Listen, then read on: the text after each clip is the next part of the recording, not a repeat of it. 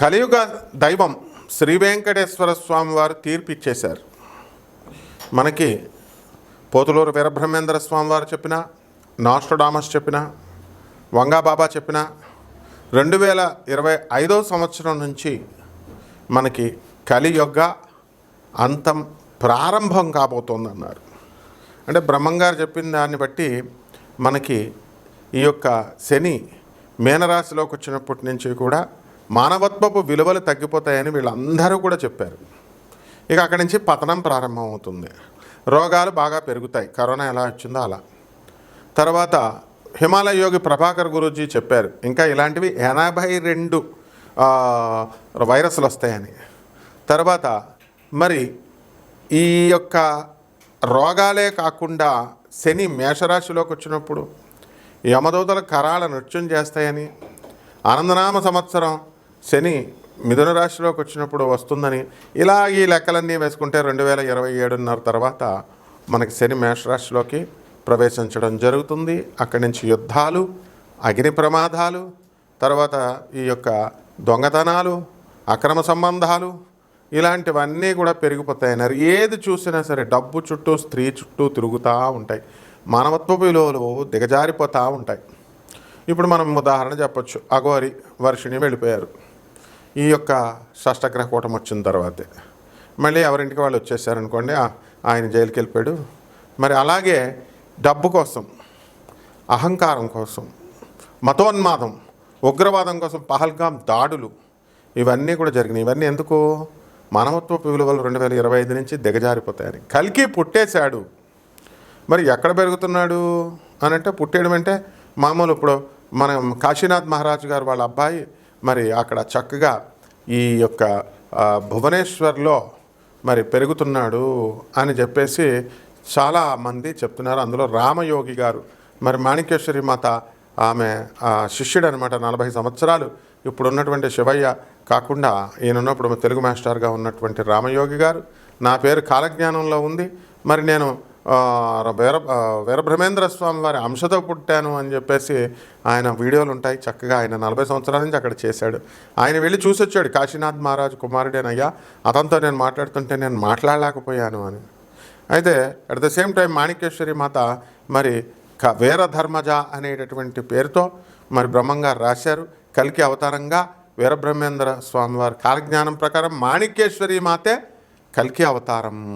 ఇవి మాణిక్యేశ్వరి మాత కాదు అని అనడానికి ఎవరికి అంత దమ్ములు లేవు, సీనులు లేవు, మీ అందరికీ కూడా ఎవరికీ ఉండవు అనమాట. ఎందుకంటే మాణిక్యేశ్వరి మాత జగజ్జనని.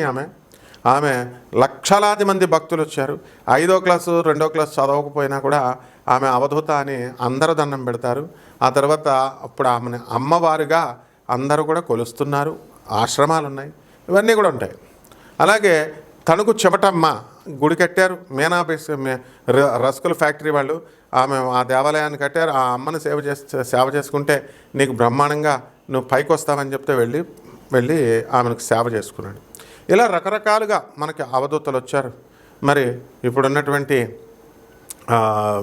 కాలజ్ఞానం గురించి చెప్పేటప్పుడు కాలజ్ఞానానికి మీకు ఎక్కడో ఎంత లాస్ట్ ఎక్కడా చెప్పబడలేదు అని ఒక్కొక్కడు ఒక్కొక్క సలహాలు ఇచ్చేస్తారు. ఏదో పండితులు వీళ్ళంతా చాగంటి కోడేశ్వరరావులాగా, గరికపాటి నరసింహారావులాగా. మరి వీళ్ళంతా కూడా ఏమిట్రా బాబు అని అంటే నోరు మూసుకొని వినండిరా అంటే మహాజ్ఞానులు అయిపోదామని చూస్తారు వీళ్ళంతా. మరి ఎట్టి పరిస్థితుల్లో కూడా కలికి ఒక వెధవ పెడతాడు. వెంకటేశ్వర ఈయన చూసిన ఈయన చెప్పేది వినాలో నవ్వాలో, అరే బాడుకో ఏమి నవ్వుతావురా స్టూపిడ్ ఫెలో, ప్రొఫెసర్ చెప్తే నవ్వడం ఏంట్రా, తోలు తీసేస్తాను వెధవ, దశావతారాలు వెంకటేశ్వర స్వామి కలికి అవతారంగా మారాడని చెప్తున్నాడు ఈయన అంటే, ఒరే లుచ్చ, శ్రీరామచంద్ర ప్రభువు నువ్వు చూసావురా? ఇప్పుడు చెప్పేటటువంటి చాగంటి కోటేశ్వరరావు గారు మా గురువులు వీళ్ళు ఎవరైనా చూసారా? ఏ స్వామీజీలు బాబాలు? నీకెందుకురా? కృష్ణుడు నువ్వు చూసావురా? బాడుకో అంటే గురువుగారు అంటే ఎలాగా మెత్తగా స్మూత్గా చెప్పాలనుకుంటున్నావా నువ్వు?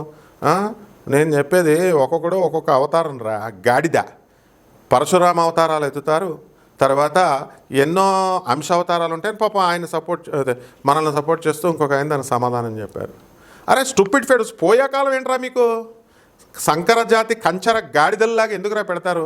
మిగతా ఛానల్ వెధవలు, ఈ ఛానల్ వెధవలకి మిగతా కొన్ని ఛానల్స్ ఉన్నాయి, వాళ్ళకి అరటిపళ్ళు అమ్ముకునే వాళ్ళని, తర్వాత కూరగాయలు అమ్ముకునే వాళ్ళని, చదువు సంధ్య లేని వాళ్ళందరినీ తీసుకొచ్చి జాతకాలు చెప్పిస్తారు, పురాణాలు చెప్పిస్తారు.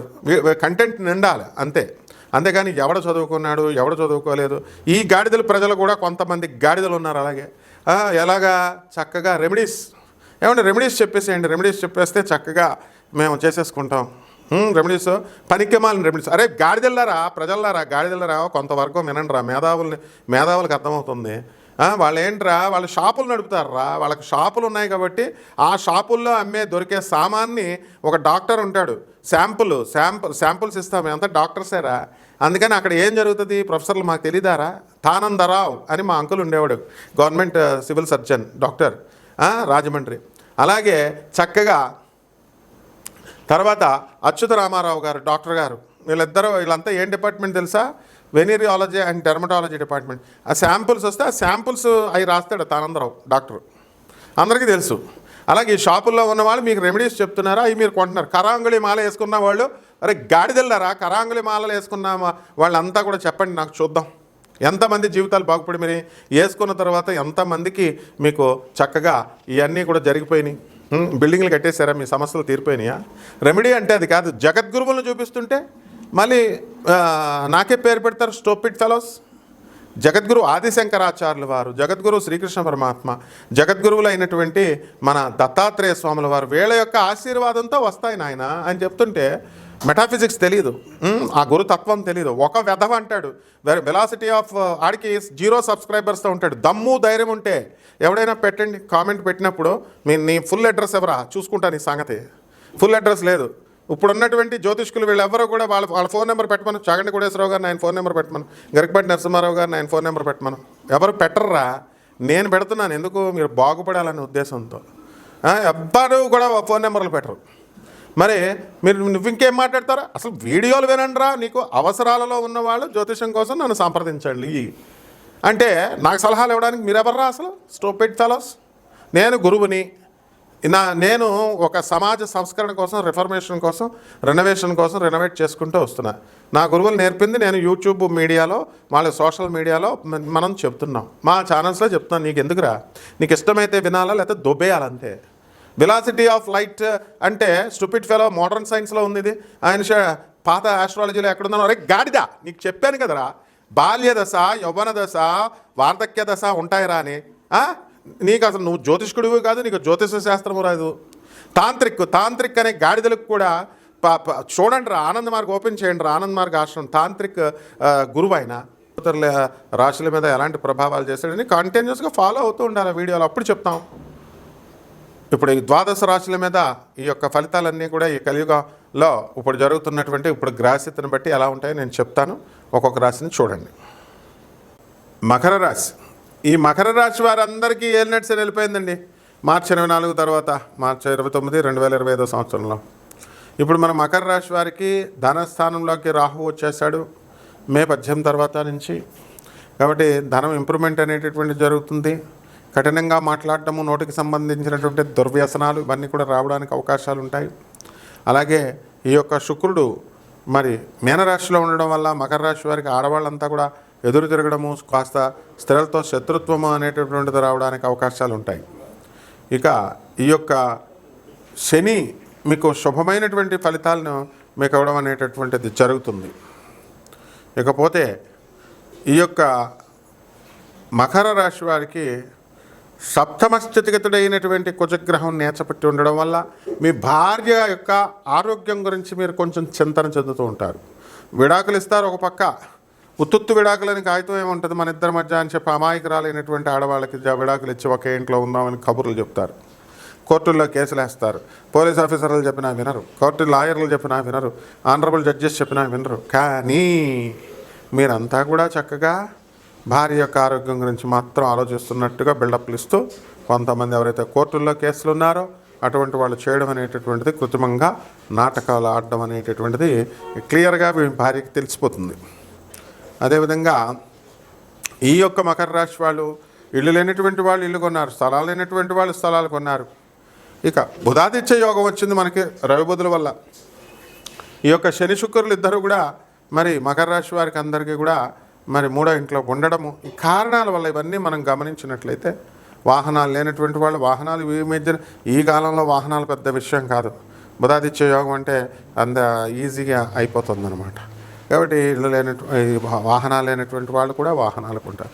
ఇక మరికొన్ని పరిహారాలు చేసుకోవాలా. భార్యాభర్తల మధ్య గొడవలు జరుగుతున్నాయి కాబట్టి ఈ మకర రాశి వారంతా కూడా కుజ జపం చేయాలా, కుజ స్తోత్రాలు చదవాలా. కుజుడికి కిలోంపావు కందుల్ని ఎరుపు రంగు వస్త్రాన్నిచ్చి పేద బ్రాహ్మణులకి మంగళవారం నాడు ఉదయం 8 గంటల 9 గంటలకి దానం చేసుకోవాలా. అలాగే భైరవీదేవి త్రిపుర భైరవి యొక్క హోమాన్ని మీ ఇళ్లలో జరిపించుకోవాలా. ఆ జపాన్ని మీరు చేసుకోవడం ద్వారా, అంతేకాకుండా మర్రిబొడలతో మీరు అమ్మవారి ప్రక్కన పెట్టి మర్రిబొడలను కోసుకొచ్చి ఆ తర్వాత మళ్ళీ మీరు ఏం చేయాలండి అని అంటే, మీకు చక్కగా మర్రి చెట్టు పక్కనే ఉన్నటువంటి రావి చెట్లు ఉంటాయి, జమ్మి చెట్లు ఉంటాయి. మరి ఆ రావి చెట్టుకి నీళ్లు పోస్తూ రావి చెట్టుకి శనివారం కూడా మీరు ఓం రాహవే నమః అనేటటువంటి మహామంత్రంతో మీరు జపించుకోవడం ద్వారా అద్భుతమైనటువంటి ఫలితాలు మీకు లభిస్తాయి. శుభమస్తు.